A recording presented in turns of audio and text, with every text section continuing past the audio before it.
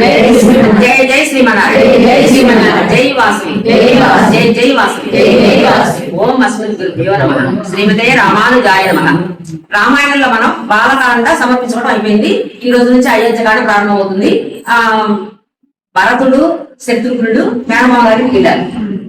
ఇద్దరు మేనమామ గారికి వెళ్ళారు. వాళ్ళ మేనమామ వీళ్ళందరూ సన్మానాలు చేసి సత్కారాలు చేసి వాళ్ళకి కావాల్సిన సౌకర్యాలన్నీ ఇచ్చి వాళ్ళంతో ఆనందంగా సంతోషంగా తన కొడుకులు కన్నా ఎక్కువగా మేనల్ని చూసుకుంటాడు వాళ్ళ మేనమామ అక్కడ కైకేయ రాజ్యంలో.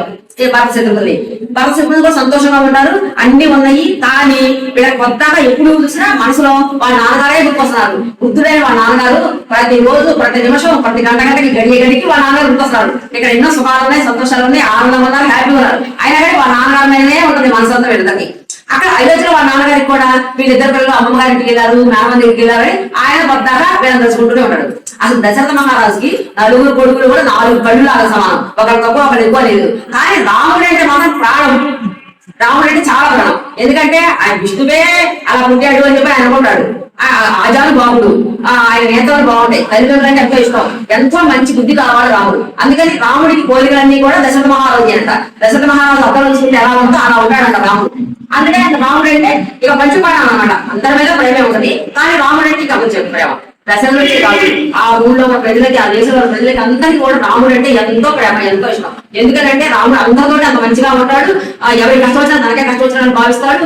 ఎవరైనా సంతోషం ఉంటే మన పిల్లలు ఏదైనా మంచి పని చేసి మనం సంతోషపడతాము. ఎవరైనా మంచి పని చేశాడంటే ఆయన సంతోషపడేవాడంట. అలాగే మరి మంచిదానికి మంచిదనం ఉంటుంది. ఎవరైనా దుర్మార్గం ఉన్నారంటే వాళ్ళని దుర్మార్గంలో పని అన్నారు.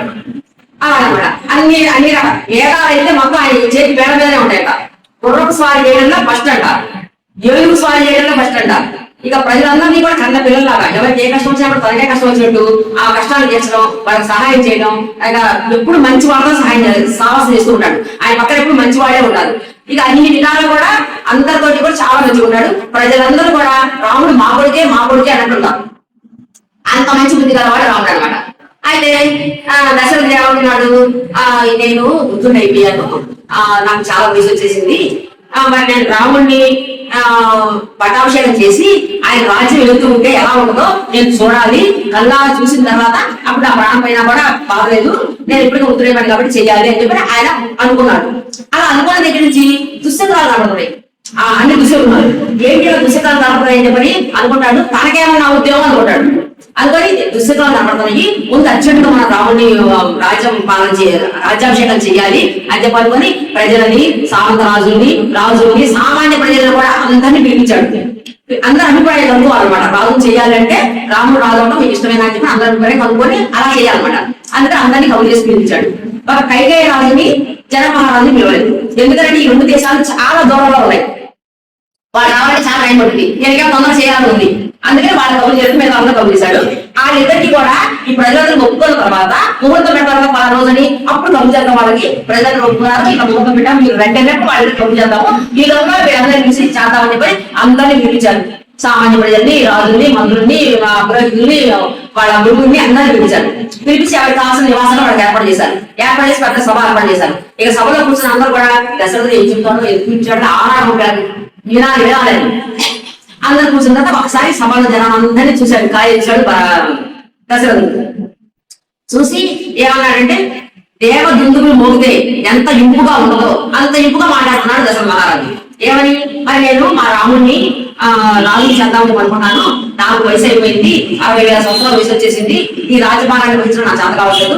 మా పూర్వీకులందరూ కూడా ఇక్ష్వాకు వంశాన్ని ఎంతో మంచిగా ప్రజల్ని కన్న బిడ్డలాగా పాలించారు. ఎంతో మంచి పేరు ప్రతిష్ఠ తీసుకొచ్చారు. వాళ్ళని అనుసరించి నేను కూడా అలాగే చేశాను. ఇప్పుడు నాకు ఓపిక లేదు. అందుకని రాముడిని చేద్దాం అనుకున్నాను. మరి రాముడు రాజుగా ఉండటం మీకు అందరికి ఇష్టమేనా అని అడిగారు. అసలు ఆయన మాట పూర్తిగా అయిందో కాదు. అందరూ బాగా ఇష్టం బాగుంది ఎమ కేక పెట్టేస్తారు. తాపు వేసి పెట్టి దాని కేక పెట్టేస్తారు ఒక్క క్షణంలోనే. అయితే అందరికి ఇష్టమని తెలుసు దశరథుడికి. కానీ వీళ్ళకి ఇంకా వాళ్ళ అనిపించుకోవాలని చెప్పి అనుకుంటాడు. ఇంతలోకి మంత్రులు వీళ్ళందరూ కొట్టేసి, అవునండి ఇక్ష్వాకు వంశాన్ని మీ రాజులందరూ చాలా బాగా పరిపాలించారు, మీరు అంతగా పరిపాలించారు. రాముడు మీకన్నా బాగా పరిపాలిస్తాడు, ఆయన నాకు శక్తి సామర్థ్యాలు ఉన్నాయి. రాముడిని రాజ్యప్రటాక్ష చేయడం అనే నిర్ణయం తీసుకున్నారు మీరు, అది చాలా సంతోషం అని పండితులు గురువులు చెప్తారు. చెప్పిన తర్వాత ఈ సామాన్య ప్రజలందరినీ ఉద్దేశించి పడతాడు దశరథ మహారాజు అంటారు. మరి మీ అందరూ ఒకేసారి ఆలోచించకుండా మీరు ఇష్టపడుతున్నారా లేదా రాముడికి ఎలాంటి గుణాలు ఉన్నాయని మీరు ఒప్పుకుంటున్నారు? మీరందరూ ఆలోచించుకుని చెప్పండి. కంగారు లేదు, రాజు చెప్పాడు కాబట్టి మనం ఓకే అనాలి అనుకోవద్దు. మీరు కాకపోతే రాముని కాదు ఇంకెవరైనా చెయ్యండి పట్టాభిషేకం అని అంటే కూడా నాకు ఓకేనే. మీరు అన్ని ఆలోచించి చెప్పండి విధంగా ఒకేసారి రాజు చెప్పాడు మాత్రం మీరు అనుకోవద్దంటే లేదు లేదు మేము అనుకోలేదు. రాముడు చాలా మంచివాడు, ఆయన బలవంతుడు, వీర్యవంతుడు, తేజవంతుడు, ఆయన విష్ణుమూర్తికి సమానమైన వాడు, ప్రజల్ని కన్న బిడ్డల్లాగా పరిపాలిస్తాడు, నీళ్ళ ఎక్కువ పరిపాలిస్తాడు. ఆయన తెల్ల గుర్రాన్ని ఏనుగులు ఎక్కి తెల్ల గురువు పట్టుకొని రాజ్య పరిపాలన చేస్తాడు. చూడాలని మాకందరికి ఆయన పరిపాలిస్తే మాకు ఎంతో సంతోషంగా ఉంటుంది. మేము ఆలోచించి చెప్పాము, మేము మీరు చెప్పారని చెప్పలేదు. మాకు రాముడే రాజు కావాలి, రాముడే రాజు కావాలి అని చెప్పి అందరూ ఏకగ్రీవంగా చెప్పేస్తారు. సరే అని చెప్పని అప్పుడు వాళ్ళతో గురువులు వాళ్ళతో మరి ఏమేమి కావాలో తెప్పించండి, రాజపట్టాభిషేకం చేయడానికి ఏమేమి కావాలో తెప్పించండి అంటే అప్పుడు వశిష్ఠుల వారు వాళ్ళందరూ చెప్తారు. బంగారు గిన్నె తెప్పించండి, పేరాలు తెప్పించండి, తేనెలు ఒక్కొక్క గిన్నెలో ఒక్కొక్క తేనె తెప్పించండి. మరి తెల్లవాడికనే రేపే జాతకం చెప్పేశారు దశరథ మహారాజు. ఆయన విశ్వనాథ నడుతున్నాయి, తొందరగా చేయాలని నా ఉద్దేశం. రేపే పట్టాభిషేకం చేయాలి, ఈ రోజు అన్ని కావాల్సిన ఏర్పాటు చేసేసారని చెప్తారు. అయితే అప్పుడు వశిష్ఠులు చెప్తారు, ఊరంతా కడాలు చేసేసి రోడ్లని మంచి కుడిసి కడాలు చేసేసి మంచి రంగవల్లు తిద్దండి, ఊరు మొత్తం జెండాలు మాతండి, మామిడి తోరణాలు కట్టండి, మరి ఆవు పాలు, ఏలులు, నీళ్లు, మరి పులిచమ్మాలు, గుర్రాలు, శ్రేష్టమైన గుర్రాలు, శ్రేష్టమైన ఏలుగులు అన్ని తెప్పించండి. మరి తెల్లబడి బ్రాహ్మణ స్వామి కాబట్టి మొత్తాన్ని రెడీ పోవాలి.